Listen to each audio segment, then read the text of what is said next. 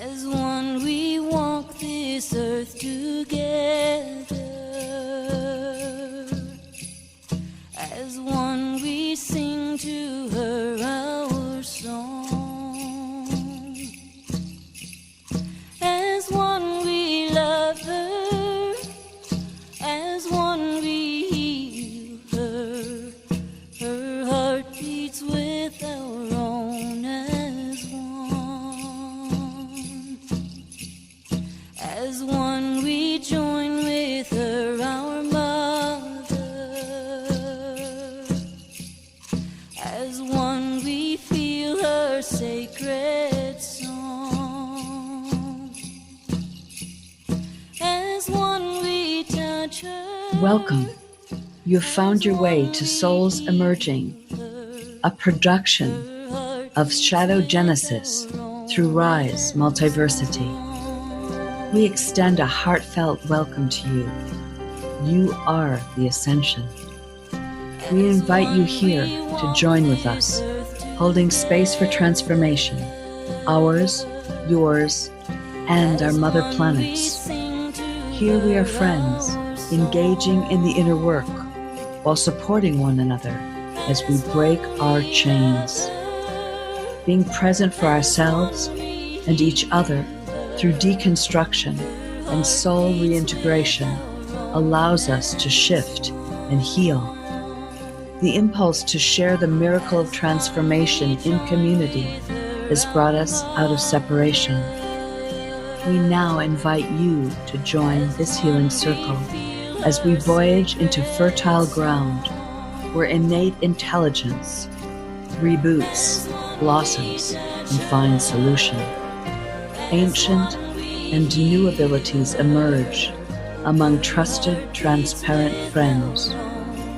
Our aim is to inspire metamorphosis towards freedom and sovereignty.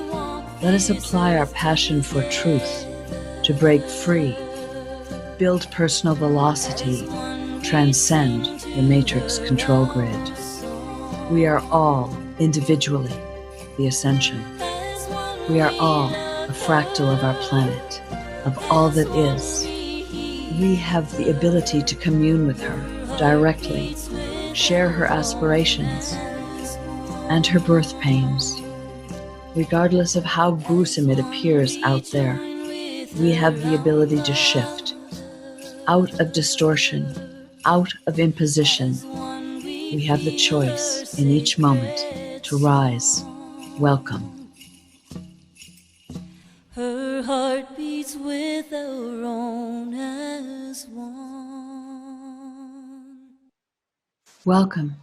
This is Sienna Leah, Inceptor of Rise Multiversity, and I'm here today with a radical circle of soul sisters.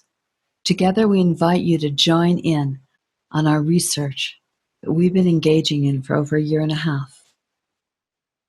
What if we had all that was required to embody life-supportive global transformation right now? What if we could melt the imposed barriers of suspicion, fear, and separation at a grassroots level, stepping into a potency that could gently topple the matrix control grid? Well, we are a grassroots gathering of women who have been working their stuff, supporting one another through the layers of deconstruction and reintegration. Following the concept of the 100th monkey, we believe that small groups of people willing to step into organic connection can stimulate great shift. Stepping through the invisible shields that have enforced our separation, we can embark as a new peace armada staying the course amidst stormy seas. The ascension becomes integral to our ascension. Can we learn from one another as we complete our journeys? Can we reclaim lost and stolen fragments of self? Can we move past the taboo against knowing who we are and our inability to feel ourselves and one another? Can we bust free from our isolation and targeting, black sheep going against the status quo? Could our strength be in our courage to individually pull off the blinders in full empathy and transparency with one another, we have found ourselves in pieces, engineered to hide in forbidden places, ashamed, fearful, feeling less than. What if we came out, a clear reflection to illuminate the shadowlands for one another, taking back our power from the voices that tear us apart? What if we hold those keys? What if a new radical transparency is ours to bust holes in this mean-spirited system once and for all? We open to this possibility now with you, diving in with loving kindness, without judgment, making mistakes, reclaiming freedom, re-establishing our right to sovereignty. Done with the distortions, flowing home, embracing our organic intelligence. We are becoming a new gestalt of potent peace warriors, excavating baggage, dropping drama, unearthing the energetics to live in non-reactivity. They have kept us apart for so very long because they know we have what it takes. So welcome to this tender nest of women mustering their courage to open their deepest emerging selves with you, knowing it just may be a revolution of vulnerability brewing.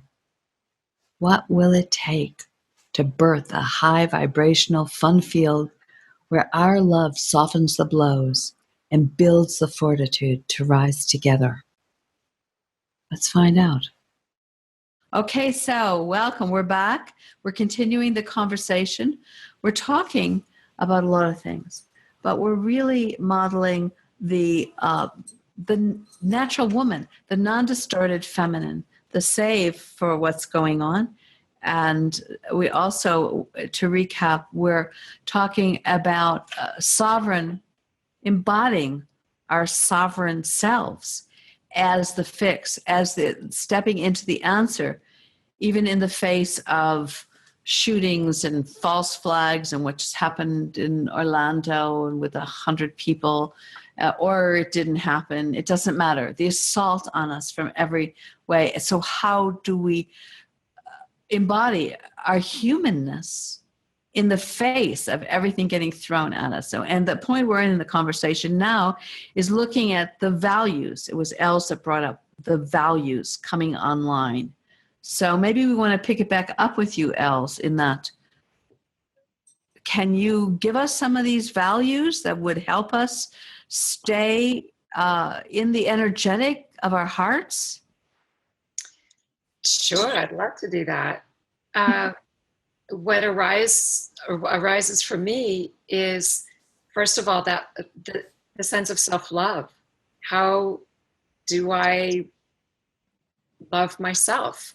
How much have I given in that old paradigm of the martyr, give to others first, and not fully taking care of myself, not valued myself enough to be worthy of the attention that I would give somebody else. It's not a matter of saying, oh, I'm so worthy, I need to be weighted upon, hand and foot, that sort of thing. It's just even the modest amount of attention and value I would assign to another, or the amount of contribution that I would give to another, to my family, to friends, anybody that I love. Am I doing that for myself? Am I caring for myself to the extent that I'm caring for others? At least that much. And I don't know a lot of women who can say, yes, I am. And that simply means the fundamentals. Am I eating well? Am I eating that's going to fuel my body to do the things that I want to do? Am I resting? Am I doing anything that's meaningful in my movement, to honor my body. What is it that my body needs to feel its best? This is my companion vessel. How well have I treated it? Or have I taken it for granted? Have I valued just this vessel as my lifelong companion? Those are the questions that I think are helpful in looking at where we can regain value in the feminine. Well, yeah, this is huge because the feminine archetype has been martyr, self-sacrifice, and there's one other, I keep forgetting what that is. And it is, and also the planet. And the planet. And we know that this is old paradigm. This is not sustainable. And we know that as the fractal, as we're doing this work for ourselves, this is tied inextricably to the planet. This is work that we're here to do. We came at this time to reclaim this aspect individually and collectively, as fractals, as family. You know, we could all be fractals of one originating self. What if, you know? We don't have these absolutes, but we know that we're here at this time, and this is work that whatever is coming up for healing, whatever's coming up for resolution, affects the planet, affects the timeline, affects the organic integrity. Well, isn't martyrdom a kind of self-suicide? I mean, think about it. This martyrdom really is a self-suicide. What better way? Programming a race of people that do themselves in, and they say, I don't need my soul force. Here, take it. We're all suiciding ourselves in this martyr role. That's brilliant. It's slow bleeding. Oh, yes, it is. Well, you should know. This pattern is really deep, and it is at the key of the change. And there's a lot to this because I know that it's this feeling of, I think the biggest martyrs, I mean, I know there's a drama and then you get attention and you do the negative ego stuff, but I know some really beautiful souls that are still in this martyr archetype. They care so much that they just want to give everything. But it's that balance thing again, isn't it? But suiciding yourself, is that really a balance? Sometimes you have to make really hard decisions here, though, sisters. If you get really embroiled in a situation and there's somebody who you really love and you realize that you have to leave that situation, that's hard. That if you know that could impact that person's life, but you're suiciding yourself to the point where you can't do it anymore. I mean, there's some tough choices in breaking this martyr archetype. I'm not saying, therefore, we shouldn't do it. I'm just saying. Done it. Been there, done that. Well, can you share some of that with us and maybe this isn't the moment. I'm just saying. Well, I think that women are frequently asked to do that. We're frequently in situations of choosing health or unhealth, and it's hard when you're trying to keep a family together. My own situation involves alcoholism and the absolute refusal of my beloved to address that. And in the end, it meant PTSD for me as I tried to hold things together and I tried to understand how I could healthfully bring us through that.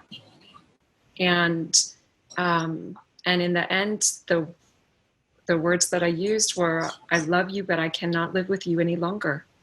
And I couldn't. It was the tipping point of unhealth. I mean, detrimental. And it took some time to come back from that. I should have gone sooner, but other extenuating circumstances, I chose to stay longer. I didn't want my son. I felt that my child was protected more for longer before I made a choice. So I sacrificed my well-being in order to protect him. And I would do it again. Did it injure your son when you left? Certainly there's always emotional damage when a family splits.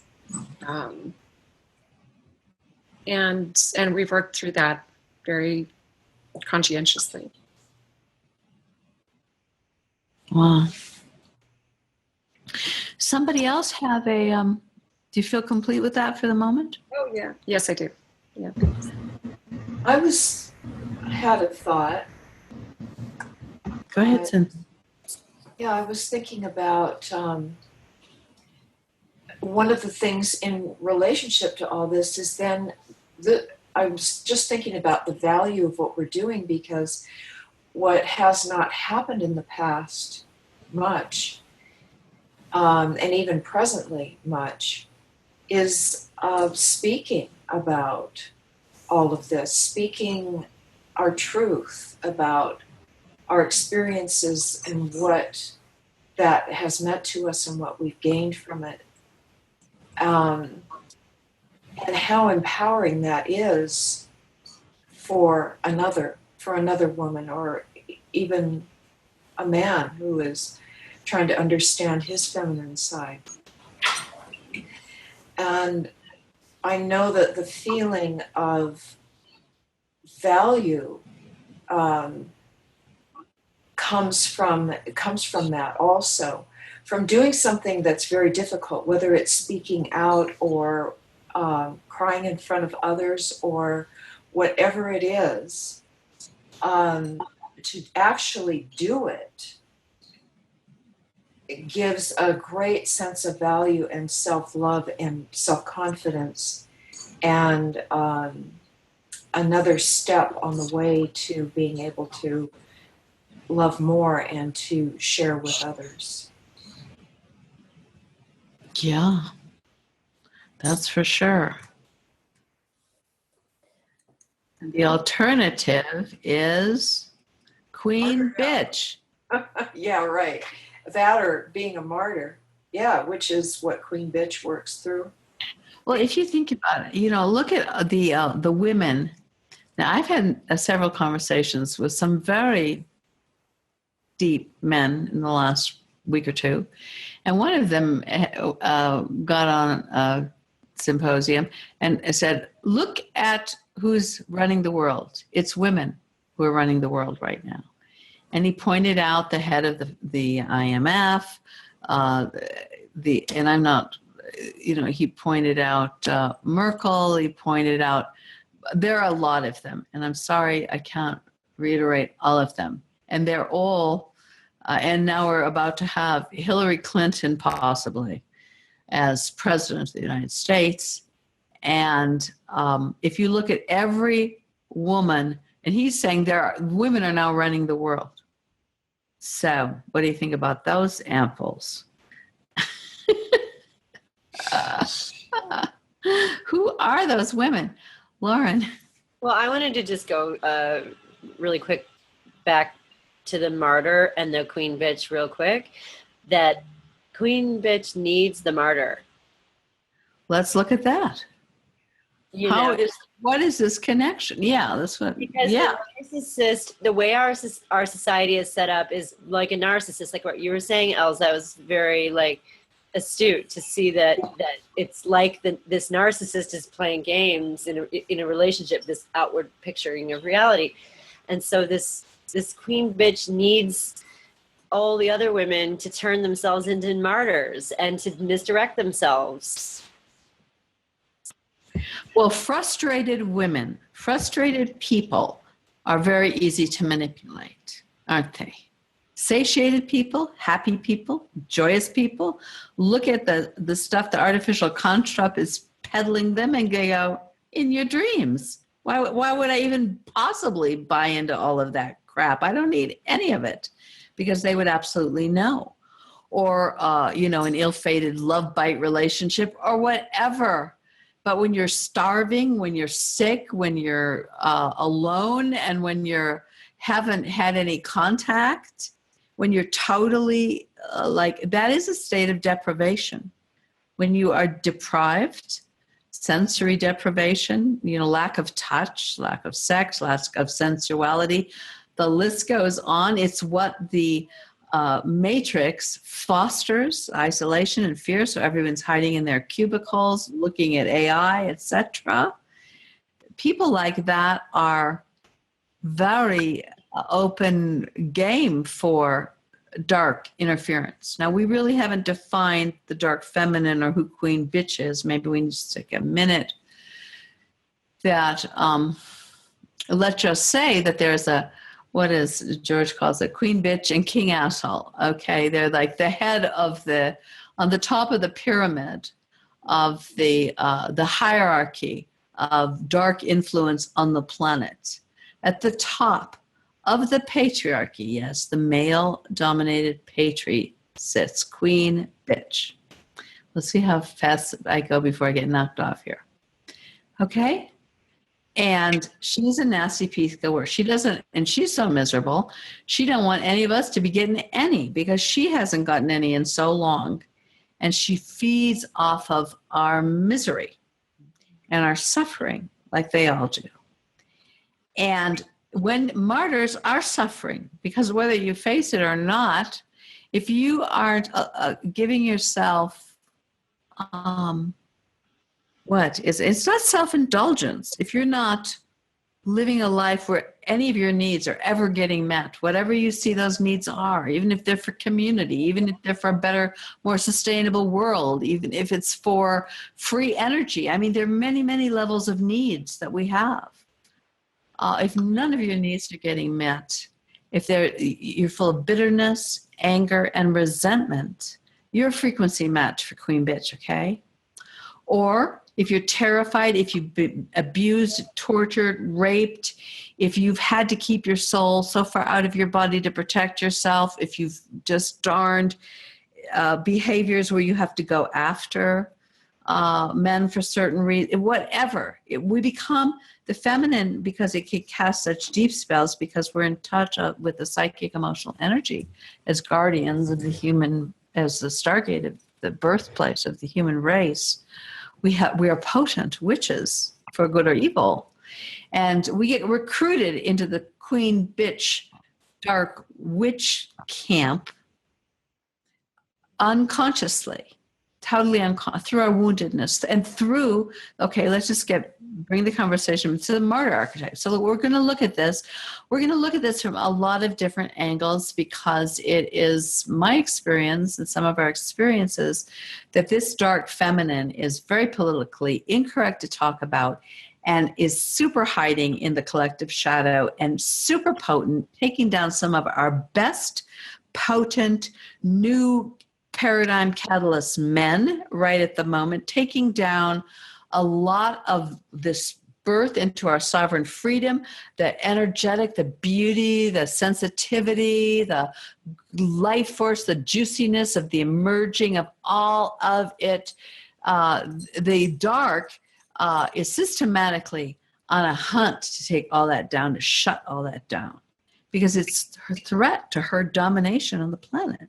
She's gotten away with it for a long time. And I think if we're looking at the martyr archetype, we're doing a little history lesson here today.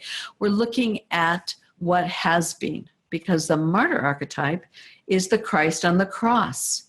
So we're talking at least 2,000 years when the martyr archetype, it was the proper way to be spiritual on this planet, right? And then the mother of the earth, what is, she got a seriously bad rap. I mean, it is the martyr. It's the woman that that gives it all and ends up with what? Nothing. And it's supposed to just keep doing it. You see in the third world, you see, with these men with the macho guys, and they have lovers, and they beat their wives, and these women are just take it, and give. And some part of them feels good about themselves because they feel they're following the church and what they've been told is being a good woman. I mean, how many billions of women are following this role model? And not to mention men. There are plenty of men that just slug it out being family providers and trying to, because what? At the core, we want to feel good about ourselves. We will do anything to feel good about ourselves. And I'm done. Very done. Totally done. With it. Can we be done with this? Yeah, let's. Well, how do we get done with this? Realize that it's happening. Talk about it. I mean, in the words of Leona, it's slippery and insidious. Mm-hmm. I didn't know I was being a martyr. No, we don't know. We think we're doing the right thing. Mm-hmm. Yeah. And when you realize it, then you can do something about it. So these martyrs are actually, it's interesting too, because if you look at the priests, the ones that really take on the martyr archetype in steroids for the whole human race, the nuns, right? The priests, right? Now we're hearing the energies that they've been involved in, all the pedophilia. I mean, I've even heard, and I don't know if it's true, horror stories about Mother Teresa.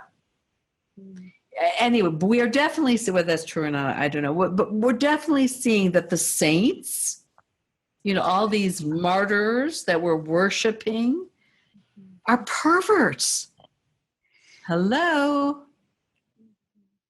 But you can't even blame them. I mean, buying that line of goods, which was the only game in town, their whole human selves were told, you don't get anything. Have a nice day. It's about separation, isn't it? I think that part of the game that we play when we come into this construct is about forgetting who we are or our essence in order to have the 3D experience in a human body, et cetera, that game, that we all know. So that sense of separation is intrinsic in this experience. But to further splinter us from ourselves is to continue to separate us further from ourselves, I just say that, and each other. And the more that we can continue to be splintered, the more power Queen Bee has, and King A, and the Matrix, and the synthetic timelines, and all of that. So the martyr archetype was part of, an aspect of this construct, synthetically or not. That's what we've inherited. That's what we're here to say. We're done. Enough. And it was a co-option of, because from what I understand that I learned working all those years with Aisha Love about the archetypes of the collective unconscious, is the archetype, like the whole collective unconscious births new archetypes to evolve the race, but they get co-opted by the dark side, rendered impotent, then we have to come up with another one. And then they've all been co-opted.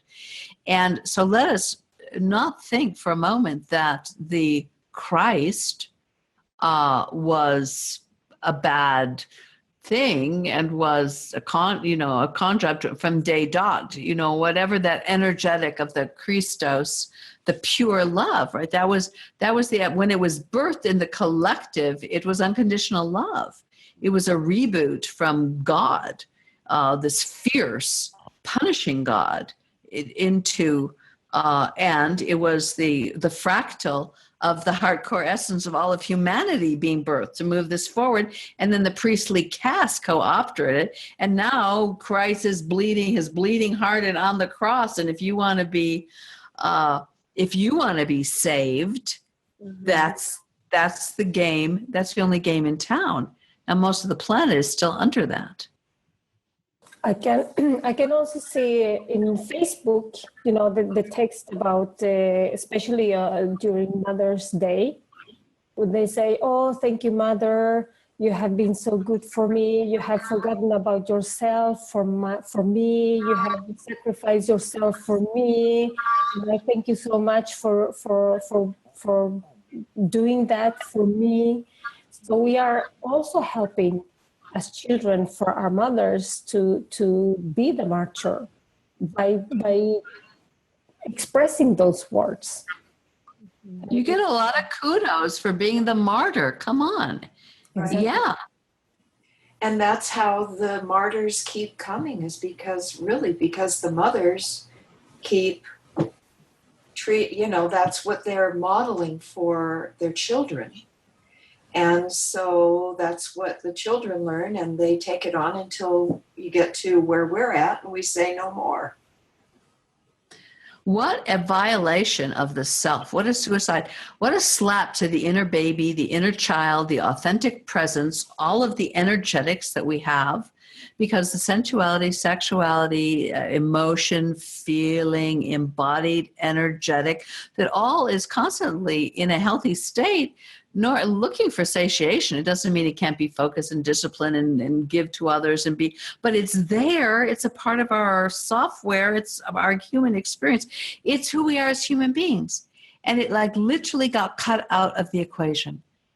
Came out how bad we feel about ourselves. The very thing that we really want most is bad and wrong. We can't be good boys and girls and be good. We have to be martyrs. We kill ourselves to be part of this cultural collective. It's sick. It's totally sick. And then we say, "Oh, well, just love yourself." Well, there's a self in there that is seriously pissed and abused by us for doing this all this time. That child doesn't just come back online like, "Oh, thanks, okay." It's like, wow, what self-mutilation. We're taught to self-mutilate ourselves. And that's what being a good boy and a good citizen is. And everyone's agreeing to do it. Of course we love war and genocide and perversions and all this sick stuff. And a lot of women's fantasies are about getting hurt and doing things that are bad because that's the core identity. It's made our core identity. Of course we feel horrible about ourselves because everything about our authentic selves has been made bad and wrong for thousands of years. How could we feel good about ourselves? But that's the value piece. As we change this, we have to learn a whole new thing. How do we feel good about ourselves? Only when we get to this point, right, where we decide, I'm not going to be a part of that. That's the moment where your self goes, huh? You're back? I get to have a life? What? I mean, that's the moment of birth, rebirth. Reconnection. And each person who does it stops the war and creates a new archetype in the collective for others to follow. But it's a big ticket to make that big, that's a 180 or is that a 360? I don't even know. Lauren. I mean, maybe to get through my martyrdom, I started to go micro and into my cells, and I started to make metaphors of if I was a blood cell trying to do the job of the liver cell and martyring for the liver, I would be doing a horrible job being a blood cell, right?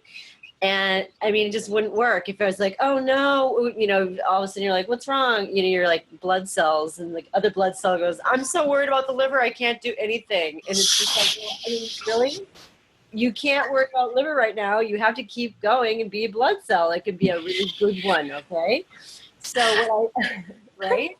So what I was just thinking when you were talking is that cancer is when the cells murder themselves. I'm going to do more. I'm going to do more. I'll just be a good blood cell. I'll be really crazy, you know, like, and then all of a sudden this guy is out of control and doing something that's not necessarily necessary. And then to be like, oh, I'm just going to do this because I'm going to help everybody else. But it's really not going to, it's just causing problems, you know?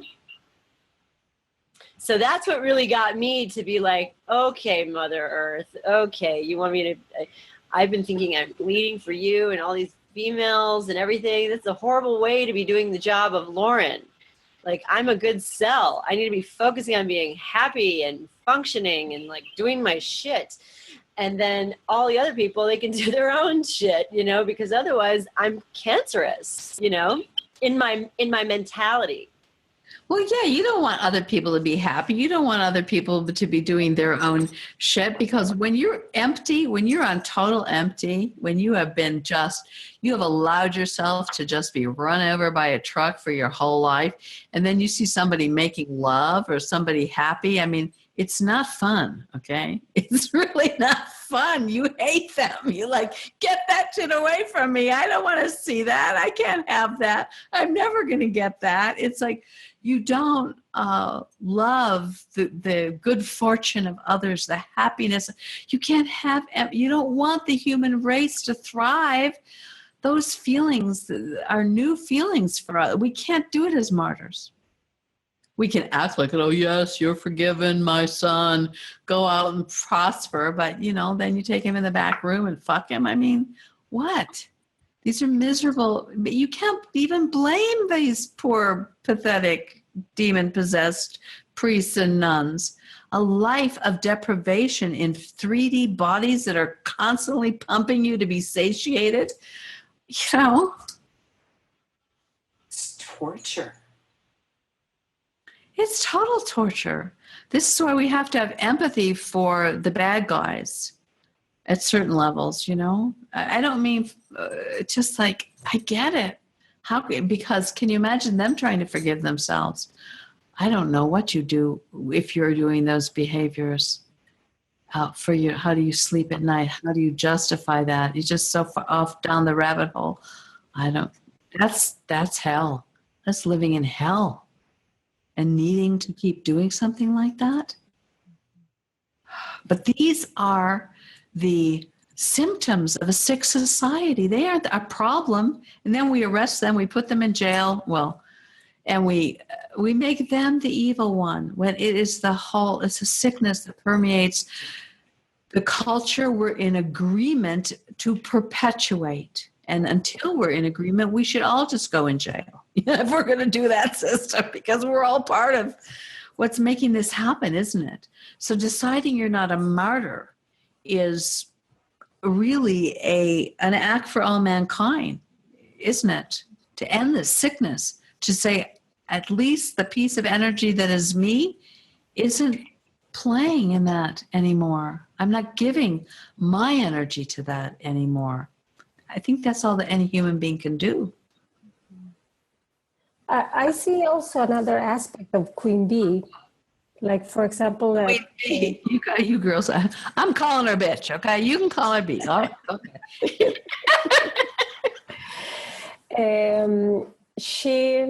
She might be that she plays on your ego. She tells you just you're the best, and your ego just blows up, and then you feel that, oh yeah, I'm best, I'm the prettiest, the best ever. And when she got you on her claws, when she knows that, oh yeah, I have boosted her ego as much as I can, then she gets you, and then she can do whatever she wants with you. And then you're hooked up, and then because you are already dependent on her, because you need that boost of your ego all the time. So you're dependent on her, and she is doing whatever she wants with you, and you just accept it. And that's another way of being a martyr as well, because you just accept whatever she's doing with you, because you need that ego boost. My mother from made. the very beginning. Yes. From the very beginning. You're killing us. You did this to us. I gave up my life for you. You know, Oh, yeah. your husband, my husband is killing himself to make a living for you. I mean, these martyrs can be nasty pieces of work. Exactly. Lauren, very good point, Sonia. Isn't the martyr of what you're saying, Sonia? Isn't the martyr fairy tale that mirror, mirror on the wall, who's the fairest of them all? You are. Oh, of course I am. And then one day she plays a game like, no, not anymore. It's that girl over there, and then you're enrolled in a war, and you line up, and you're like, now I'm like, to get my mirror back, I'm just gonna have to just give this girl poisonous apples or whatever to get her out of the picture, so my mirror will tell me again that I'm the best. Yeah, Yeah.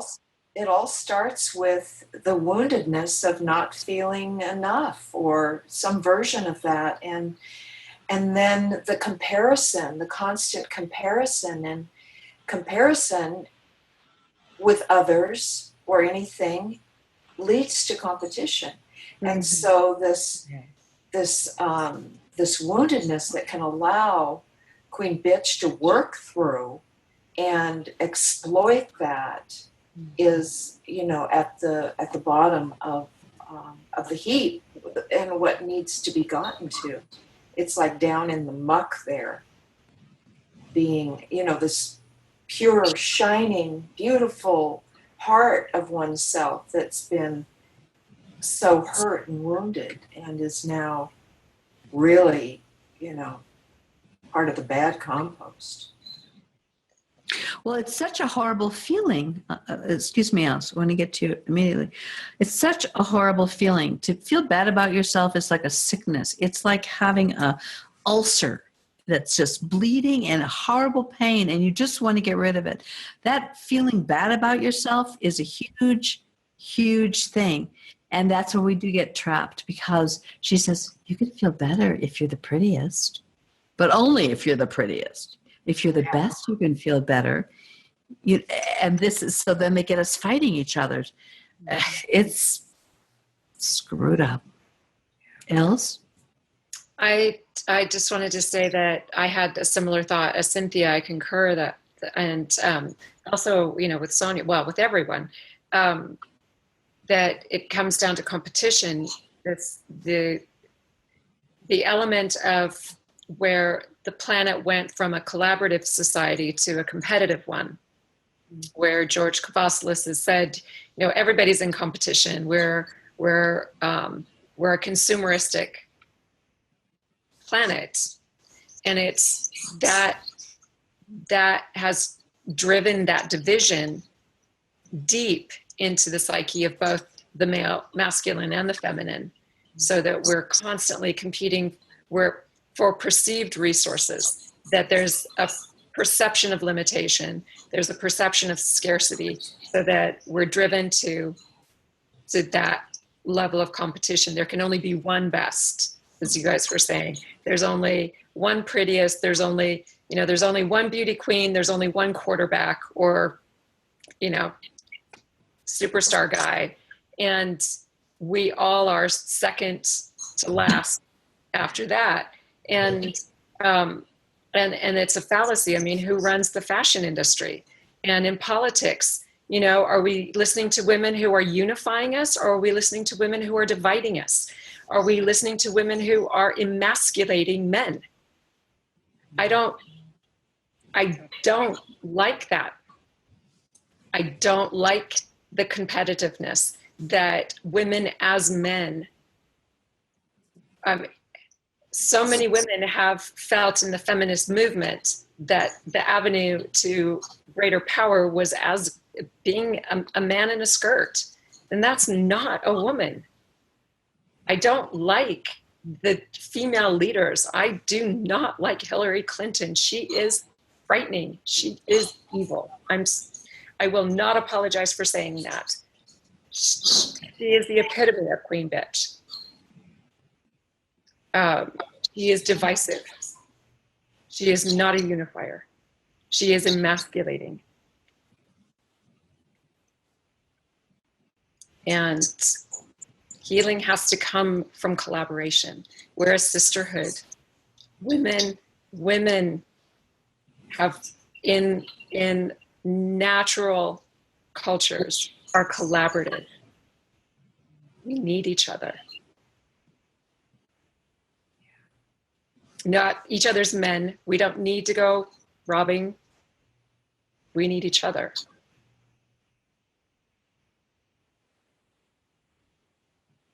And the main thing the programming has been is what you need is a man, girl. And there's a lot of competition out there. So get busy. And you better keep your eye on the goal because you only have a certain amount of time and you lose it and you don't get you any. And I mean, that sense of that is so deep in the collective imagination.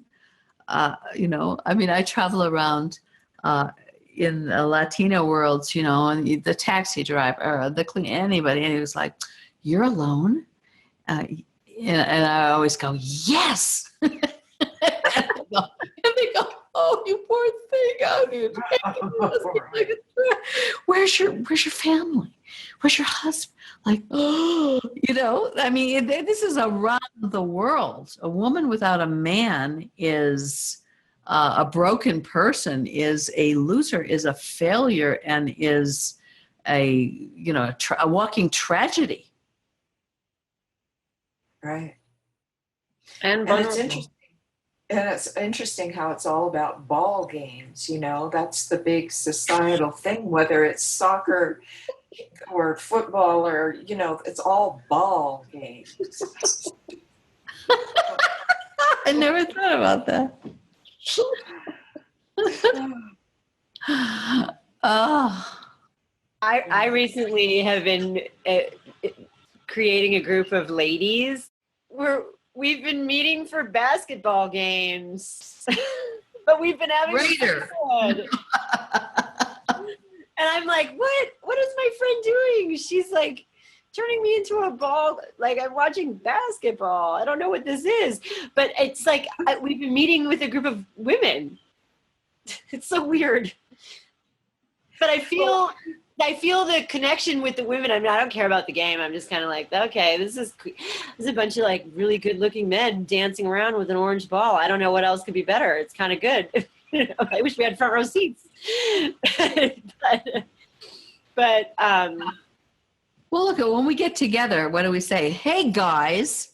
I mean, I take offense at that, but everyone says that.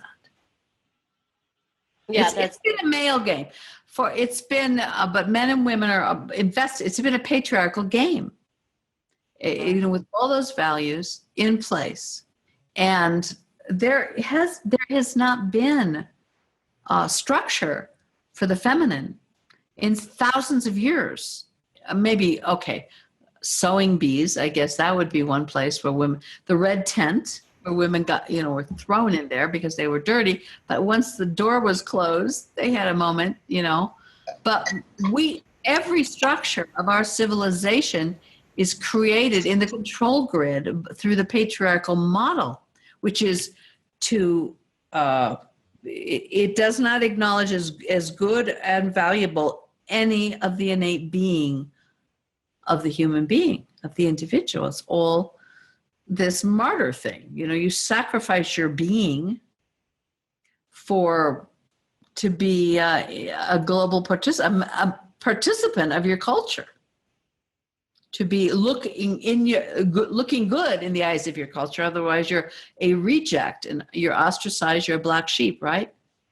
If you know artists get to have some juice flowing, but look at the I mean, can you imagine a woman that had sexuality? I don't mean perverse. I mean, now, you know, being the president of a country or even in Congress, they all are neutered, right? They're wearing the suits. They have to match the frequency of the energy of men and of the mind matrix in order to play in that world.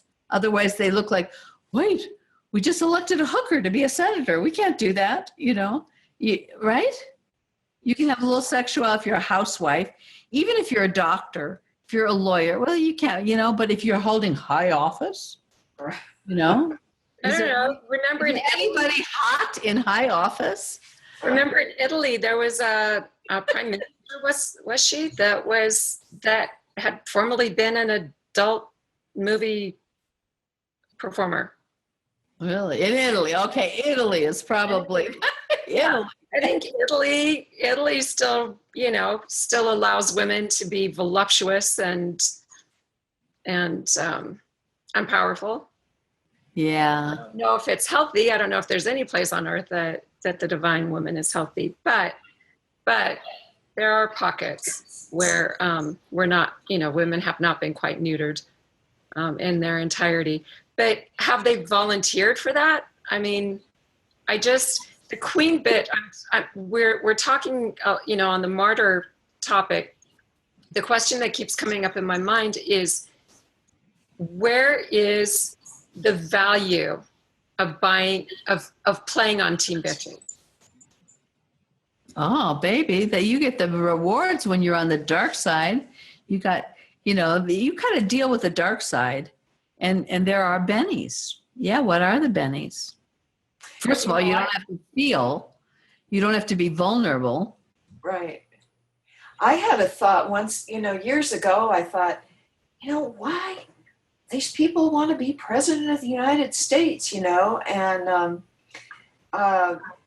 so I went into it and I thought, well, what would it, if I wanted to be president of the United States, what would that feel like? And so I went inside, I got into it, and all this stuff. And then it was like all about position and power. It was position and power. It's just,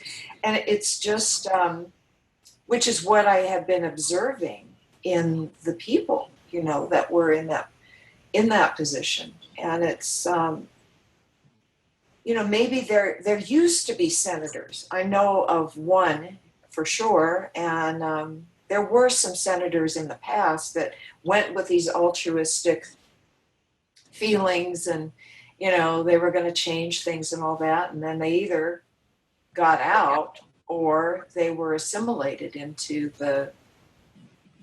But let's stick with this. What is it? It's addiction to power. The addiction underneath all addictions is the addiction to the power of the domination over, the control over life, rather than incarnating and feeling the slings and arrows to become human and vulnerable. Lauren. Well, underneath the addiction to power is the need to be loved, the desire to be loved, the desire to be given attention and be given kudos. The only reason why you want the kudos is because you've never been given them. So I think that if you get it like Cynthia, you were saying, you check in. Like if I check in and I'm like, okay, what would it feel like to be the boss? Like people would love me. Yeah. Right. And so that's kind of like when you don't feel like you have any love or any acknowledgement, then you really vie for power. And it becomes this wound that keeps playing over and over. I have a friend in my friend circle that we all went to a party together, like a festival, and it was over Easter, and she said, let's have an Easter bonnet competition. And everybody was like, oh God, okay, the Easter bonnet competition. We had 3 teams, and she hired somebody to make this gigantic sombrero, played music, and like made fireworks, and then made trophies and ribbons for everyone else they said not champion, and made herself win in front of us all, and then and she said, would you like your ribbon? And it said not champion. And I was like, no, thank you though. And then she didn't have enough champion ones for her team, so she was whiting out the word not. And I walked up to her and I was like, oh, what are you doing? I'll have my ribbon now. Can we all win? I mean, I don't understand, but I was appalled at this situation. Like, I was just appalled. But what really, if I look into the situation, she's got this desire for power because she really wants this desire for love. I think, yeah, that could be very well like at the base underlying of Hillary Clinton, but I don't think Hillary Clinton gives a gnat's ass care about if anybody loves her. She's so far beyond that. I feel, you know, it's really about power over the depth. Power is an addiction. Yeah, it starts out that way, but it's a sublimation. It's a different. You enter that domain, and it's a huge fear of death. It's a desire at the end of the day to be immortal. It's a war against creation itself. Yeah.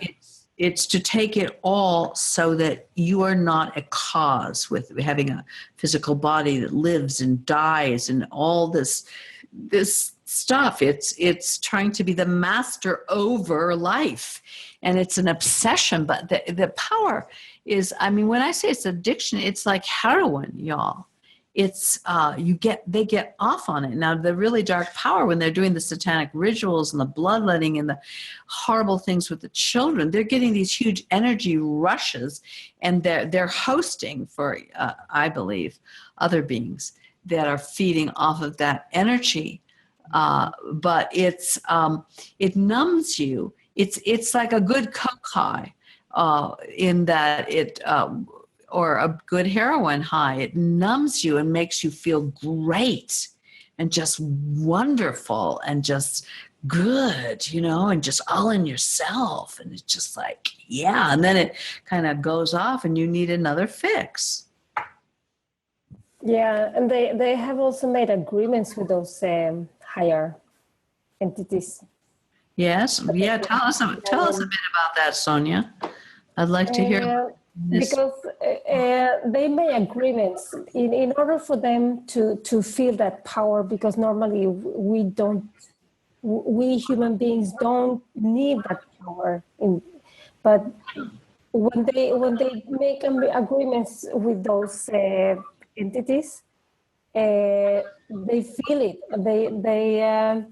They just want more and more and more, like psychopaths. They are psychopaths because they don't feel empathy for anyone else, and they just do those sacrifices without any more feelings that power that these entities are giving them, because the entities are the ones in power, not Hillary Clinton and those people.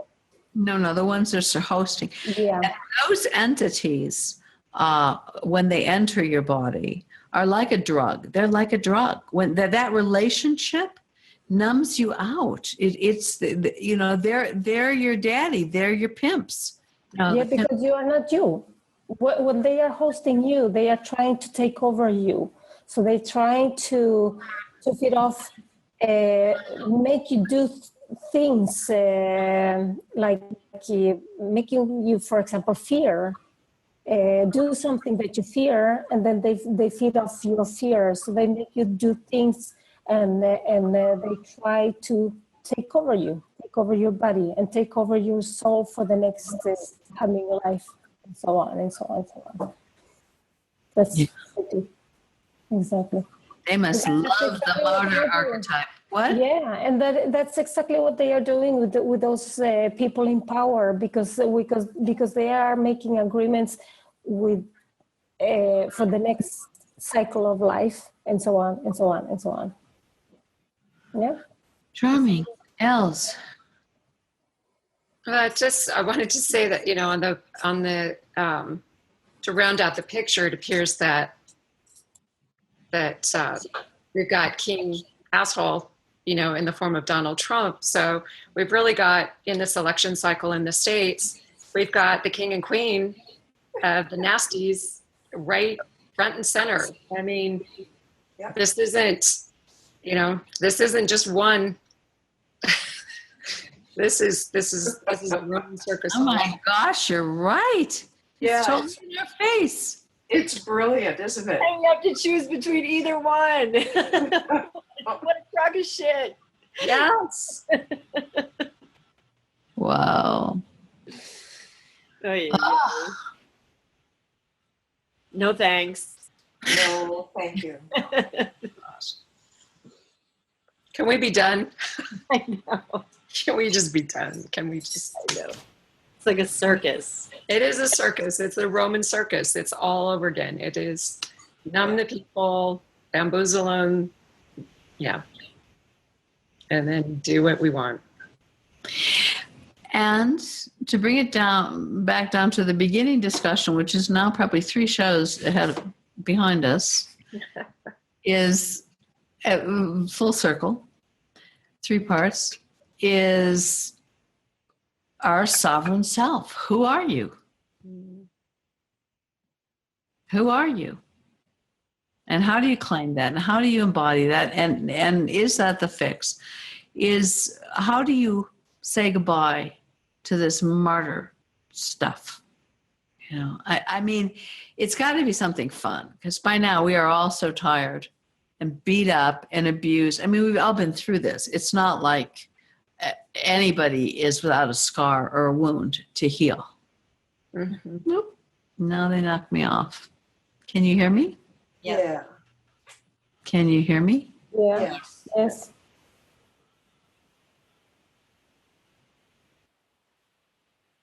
Don't hear Not me now.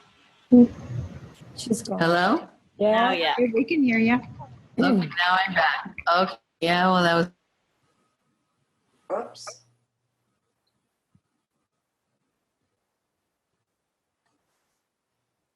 Your pictures, yeah. Well, there you go. So as soon as we said, how can we fix it? They didn't mind us talking about all this nasty stuff. But when we went back to the frequency that is the solution, we get knocked off immediately. But, Tana, is it recording? oh, Or did you're it stop? It is. Yeah. Well, it's blinking. It's blinking. yeah, it is. It actually is. Okay. Yes, I believe so. So, who are we?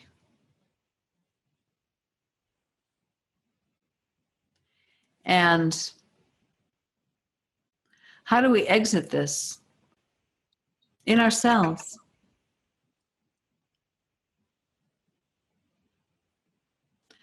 I mean, is it okay. So, because there's a lot of confusion. Okay, so what are you telling me to do? I shouldn't be in service to others. I should just be in service to me. What? How does this work? I don't get it, It leaves a big hole in people's psyches, how to do this in a way that is going to be a frequency match for their hearts, because they really thought that they were being good, being martyrs. Okay, Lauren, Els, who wants to go? I don't know. It's Liz. Let's see. Els, you go. Okay. I like looking at languaging. You know that. You guys know that about me. I like shifting service into contribution. Service to me is a linear hierarchical format. It's not reciprocal. Contribution is. So if we shift our thought process, if we shift our perception on what it is to serve into what it is to contribute, then we're opening ourselves to a circular experience. Serve has its root words in the word serf.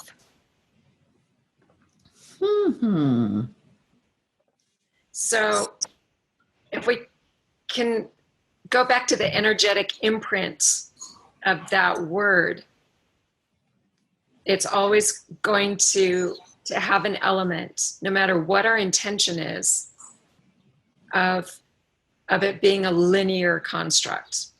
So that's one avenue that we can consider. Another avenue that I've used with younger, like my son, nieces and nephews, students, where I have an opportunity to share or encourage someone, is that when you are looking to invest yourself in another person, in a program, a job, anywhere where you're going to be offering your energy. Consider if they are investing in you. So look at that reciprocity. There we go. That if I'm going to invest in you, are you investing in me? And consider where it is that you deposit your energy. Beautiful. That's very clear. I love that. And languaging is very, very significant. I remember when my mentor, before she crossed over, she was with a group of sisters, and they were working on that because the patriarchal language is a language of suppression of all the authentic parts of self. So those creative young souls or awakening souls at any age, consider that. If something really doesn't match and your energy wants to rise up and your languaging is holding you down, make a new word. What were you going to say, Lauren?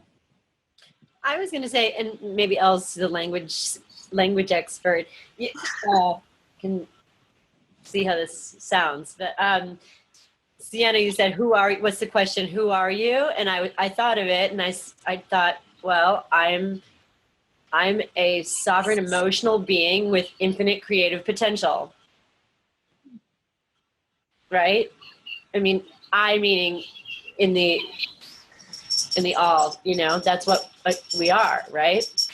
So in that, I mean, I don't know how else if I'm missing parts of it in that boiling down, like. That's beautiful. I think that was beautiful what you just said. Say that again. That was good. I'm a sovereign emotional being with infinite creative potential.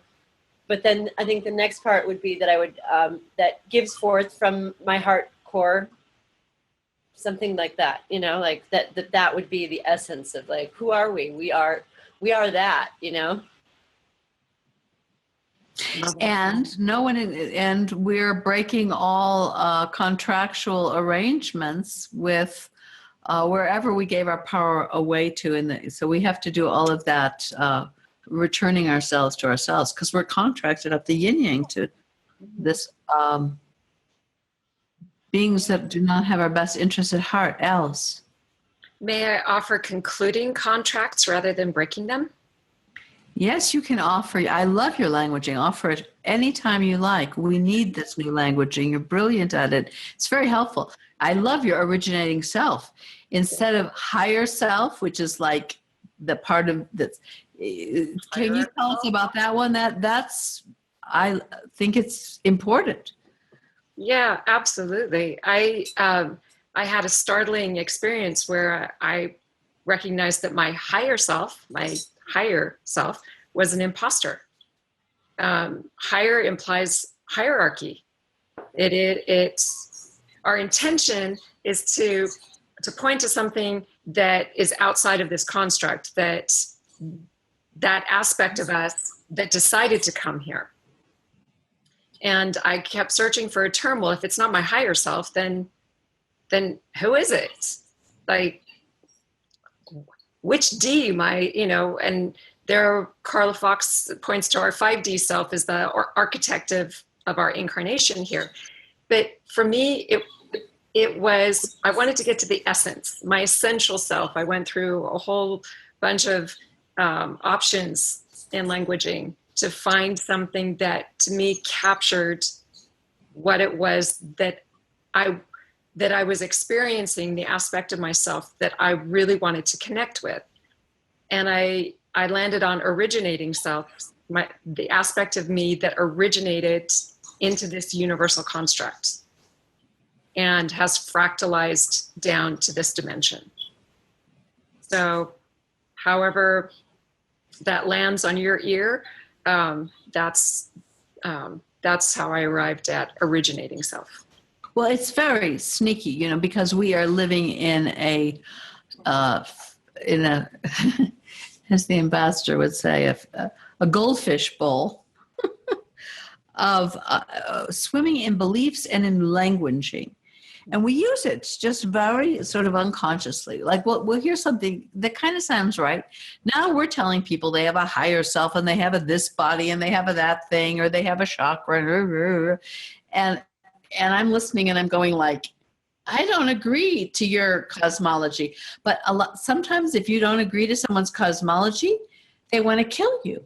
It's like they were holding on to that belief structure for dear life. And if you don't agree with their languaging, their construct of the universe, then they're lost because that's all they have. Because they haven't grounded and anchored authentic real person in their body. They are a mind control system with a belief structure that they're holding on to for dear life. And if you poke them with some of the truths where we're talking about today, they want to attack and make you, put you down and make you wrong and even say, you're hurting me and you're triggering me and I want you to stop that. But that's okay. You won't necessarily become the most popular person in your high school class taking us to heart. But you might be having the most fun. And there we get to the crux. Girls just want to have fun. That's really the whole deal. Because it is not fun in the Matrix. It is not fun being a martyr. It is not fun suiciding everything juicy about yourself to fit into something that makes you give everything and gives you nothing in return, and you have to pretend it's okay with you. Mm-hmm. And then you have to act like you're having fun, and you have to, when you're asked to have a nice day, you have to say, or how, what do they say? How are you? You have to say, oh, good.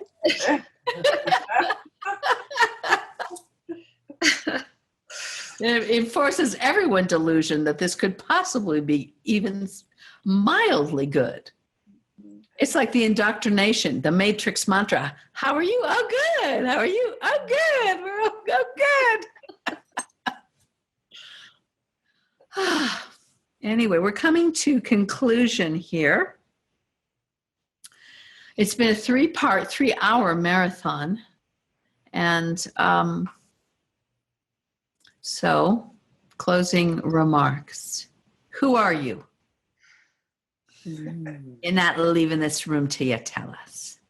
And if you get the answer wrong, you're going to jail. Show me your ID. Who are you? Pull out your passport and I'll close the group. My God, I'm getting punchy. I'm not my passport. I'm not my paper trail. I'm not all the paper. And then the whole Matrix got all this paper to prove it exists and prove you exist. And if you can't give them your paper, it's like you don't exist. I saw a great movie with Richard Gere. It was called Homeless Guy or something. Go see it. It's on Netflix somewhere.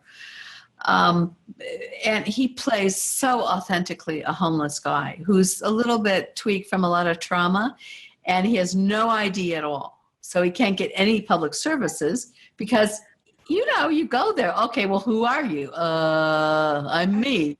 You know, no. Who are you really? Where's your social security number? Where's your driver's license? Where? I don't have any of that. Well, then you don't exist. You can go die and starve to death. That's a whole other discussion. Because there are people now standing up to going, I'm not any of that. And I'm working with a gentleman who's going to be launching his sovereignty warrior training on New Earth Nation. And I'm honored to be co-facilitating a series like that.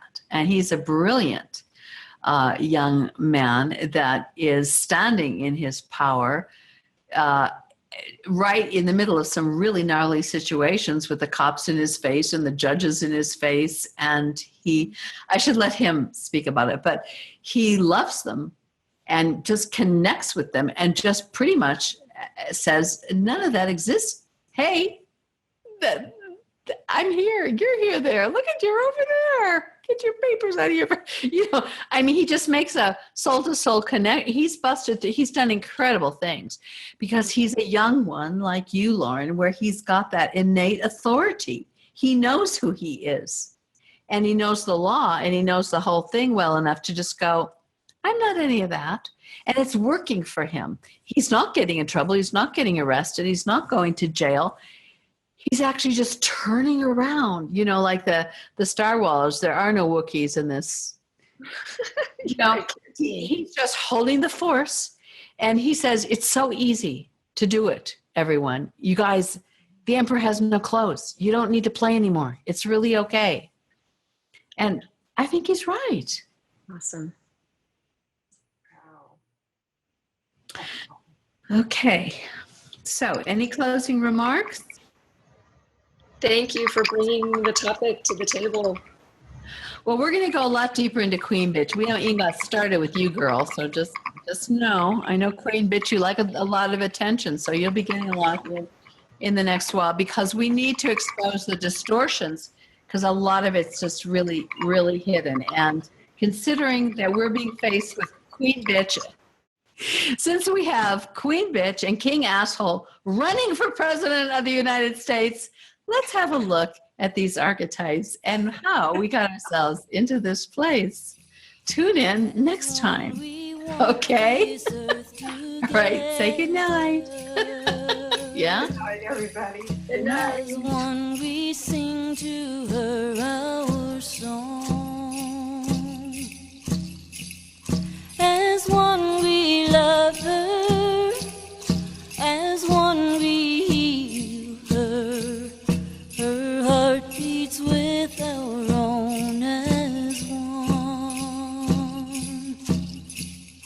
As one we join with her our mother.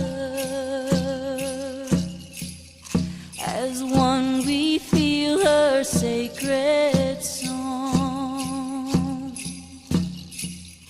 As one we touch her. As one we heal her. Her heart beats with our own as one.